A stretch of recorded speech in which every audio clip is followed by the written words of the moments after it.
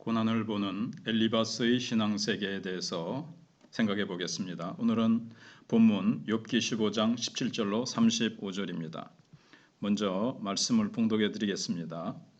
내가 내게 보이리니 내게서 들으라. 내가 본 것을 설명하리라. 이는 곧 지혜로운 자들이 전하여 준 것이니 그들의 조상에게서 숨기지 아니하였느니라. 이 땅은 그들에게만 주셨으므로 외인은 그들 중에 왕래하지 못하였느니라. 그 말에 이르기를 악인은 그의 일평생의 고통을 당하며 포악자의 횟수는 정해졌으므로 그의 귀에는 무서운 소리가 들리고 그가 평안할 때에 멸망시키는 자가 그에게 이르리니 그가 어두운 데서 나오기를 바라지 못하고 칼날이 숨어서 기다리느니라. 그는 헤매며 음식을 구하여 이르기를 어디 있느냐 하며 흑암의 날이 가까운 줄을 스스로 아느니라. 환난과 역경이 그를 두렵게 하며 싸움을 준비한 왕처럼 그를 쳐서 이기리라. 이는 그의 손을 들어 하나님을 대적하며 교만하여 전능자에게 힘을 과시하였음이니라. 그는 목을 세우고 방패를 들고 하나님께 달려드니 그의 얼굴에는 살이 찌고 허리에는 기름이 엉기었고 그는 황폐한 성읍 사람이 살지 아니하는 집 돌무더기가 될 곳에 거주하였음이니라. 그는 부유하지 못하고 재산이 보존되지 못하고 그의 소유가 땅에서 증식되지 못할 것이라. 어두운 곳을 떠나지 못하리니 불꽃이 그의 가지를 말릴 것이라. 하나님의 입김으로 그가 불려가리라. 그가 스스로 속아 허무한 것을 믿지 아니할 것은 허무한 것이 그의 보응이 될 것임이라. 그의 날이 이르기 전에 그 일이 이루어질 것인즉 그의 가지가 푸르지 못하리니 포도나무가 있기 전에 떨어짐 같고 감람꽃이 곧 떨어짐 같으리라.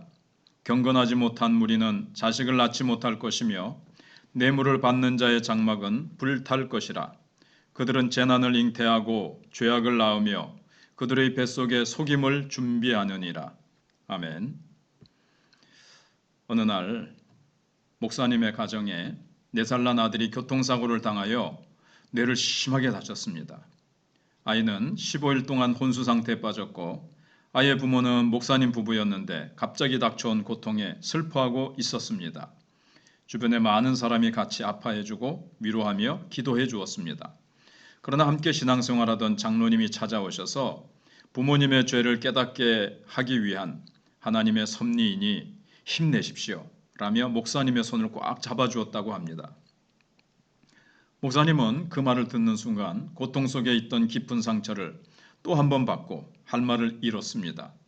목사님은 자신이 믿는 하나님은 자신의 죄 때문에 어린아이들이 끔찍한 교통사고로 피투성이가 되어 혼수 상태에 빠지게 하시는 잔인한 분이었던가 밤새 몸부림치며 울부짖었다고 합니다. 예상치 못하게 찾아온 재난에 대한 하나님의 섭리를 인간이 정확히 알 수 있을까요? 지금도 우리 주변에서 일어나는 수많은 고통과 재난의 문제에 우리는 어떤 자세를 가져야 할까요? 욥기의 주제는 고난에 관한 대답은 한계 있는 인간으로서는 정확하게 알 수가 없고 신의 영역이라는 것입니다. 정답을 아는 채 하는 것은 오만이요 독선입니다. 이런 태도는 고난당하는 사람들에게 위로가 되지 못하고 오히려 고통과 상처를 더해줄 뿐입니다. 또한 하나님과 세상에 대한 고정관념에서 벗어나라는 메시지를 욥기에서 배울 수 있습니다. 하나님은 내 생각대로 움직이시는 분이 아닙니다. 그러면 고난당하는 사람들을 어떻게 대해야 합니까? 우는 자들과 함께 울라는 말씀을 실천하는 것입니다. 고난당하는 자 곁에서 함께 있어주며 조금이라도 그 고통에 참여하는 것입니다. 또 내 잘못으로 이웃이 고난을 당하고 있지는 않은지 살펴보아야 합니다. 엘리바스는 욥에게 자기 말을 들어달라고 주문합니다. 내가 내게 보이리니 내게서 들으라. 내가 본 것을 설명하리라. 17절에 말씀하고 있습니다.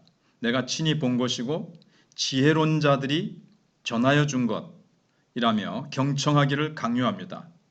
엘리바스는 첫 번째 변론보다 더 무례하고 격렬히 욥을 공격합니다. 악인은 일평생 고생하게 되어 있는데 그가 손을 들어 하나님을 대적하며 교만하여 전능자를 배반하기 때문이라고 합니다. 비록 잠시 얼굴에 살이 찌고 허리에 기름이 엉길 만큼 호강한다고 해도 결국에는 하나님께서 보응하실 것입니다.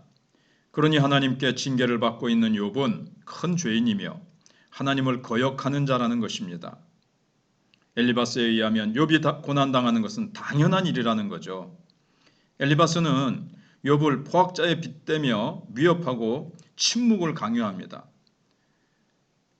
그러나 욥은 결코 그런 악인이나 포악자가 아닙니다. 엘리바스는 욥을 잘못 알았고 고난을 보는 관점도 잘못되었습니다. 자신의 경험과 전통에만 사로잡혀 있는 신앙은 오만의 자리에 앉게 되고 썩는 냄새를 풍기며 상처를 주게 됩니다. 시인 괴테는 손안에 잡힌 것은 무엇이든 다 썩는다는 심오한 말을 남겼습니다.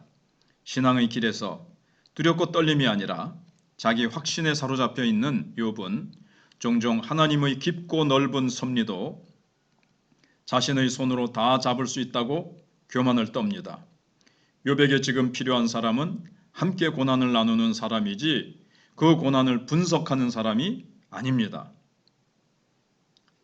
그러면 욥의 친구들이 말하는 인과응보는 나쁜가?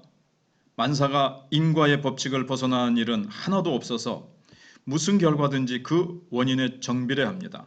공 심은 데 콩 나고 팥 심은 데 팥 나는 것이 자연의 법칙입니다. 만약 우리의 삶에 인과응보가 없다면 이 세상은 엄청난 혼란에 빠질지도 모릅니다. 악한 짓을 한 사람이 계속 잘 살고 착한 일을 한 사람이 무릎을 꿇어야 한다면 얼마나 억울하겠습니까? 인과응보가 상식에 속한다면 많은 한국교회의 신앙윤리는 이 상식에도 못 미치는 수준입니다. 목회자의 타락과 무변별한 교회당 짓기, 만문을 섬기는 우상숭배, 정치 권력의 편승 등은 상식 이하의 행태를 보여줍니다. 악인이 잠시 형통할 수 있지만 영원하지는 않습니다. 또 의인의 고난도 잠시뿐입니다. 신앙은 상식을 초월한 산상수훈의 윤리를 갖고 있습니다. 인과응보의 상식은 기본이고 그것을 초월하는 윤리 기준과 하나님의 공의와 은혜가 기독교 신앙입니다. 엘리바스는 예수님 당시 서기관들과 바리새인들과 비슷합니다. 예수님도 그들의 말은 들어도 행위는 본받지 말라고 말씀하십니다. 엘리바스의 말도 그 자체로는 옳습니다. 하지만 고난에 관한 인과응보의 틀을 넘어서지 못한 채 욥의 고통을 악인의 고통으로만 보는데 그쳤습니다. 엘리바스는 악인은 단명하고 불행하지만 의인은 장수하고 행복하다는 단순한 원리만을 주장합니다. 이런 가르침이 도움이 되기도 하지만 욥의 상황과는 맞지 않지요. 엘리바스의 신앙 세계에서는 의인도 고난을 받을 수 있고 악인이 형통할 수 있다는 사실을 설명하지 못합니다. 더욱이 현실에서 경험하고 있는 각종 사고와 재난으로 목숨을 잃는 무고한 생명들에 대해서 설명하지 못합니다. 또 메시아 예수 그리스도의 고난은 어떻게 받아들일 수 있단 말입니까? 지금도 이 땅에는 불의한 세상을 향해 고난의 길을 자처하는 많은 주님의 제자들이 있습니다. 주님을 따르는 신앙인이라면 사탄이 지배하는 이 땅에서 고난은 필연입니다. 고난의 문제는 그렇게 단순하지 않습니다. 고난의 문제를 단순하게 당사자의 죄악의 탓으로 돌리는 것은 매우 위험하고 개인의 문제로만 집중하여 불의한 이 세상을 변화시키는 데는 눈 감아버리는 것도 문제입니다. 엘리바스의 말은 자신의 경험이 기초가 되어 깨달은 진리이기 때문에 공감대를 얻을 수 있습니다. 그러나 인간의 지혜가 아무리 뛰어나다고 하더라도 하나님께서 다스리시고 인도하시는 지혜는 사람의 것과는 비교조차 할 수 없습니다. 하늘이 땅보다 높음같이 내 길은 너희 길보다 높으며 내 생각은 너희 생각보다 높으니라 고 하셨습니다. 그러므로 인생은 무슨 일을 만나든지 겸손해야 합니다. 세 친구의 잘못을 지적하신 하나님은 욥의 손을 들어주셨고 욥 또한 깊은 자기 성찰로 참여하는 모습을 마지막 글에서 볼 수 있습니다. 고난당하는 자 앞에서 묵묵히 함께 울어주는 것이 참 위로자의 자세입니다. 고난당하는 자의 문제로만 보는 것은 사탄이 원하는 일입니다. 진실을 온전히 알지 못한 채 상태에서는 겸손한 태도로 고난 가운데 있는 사람들을 바라보아야 합니다.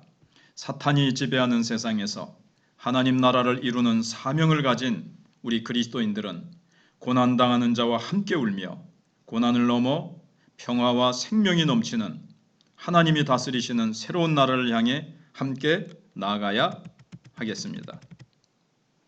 아멘.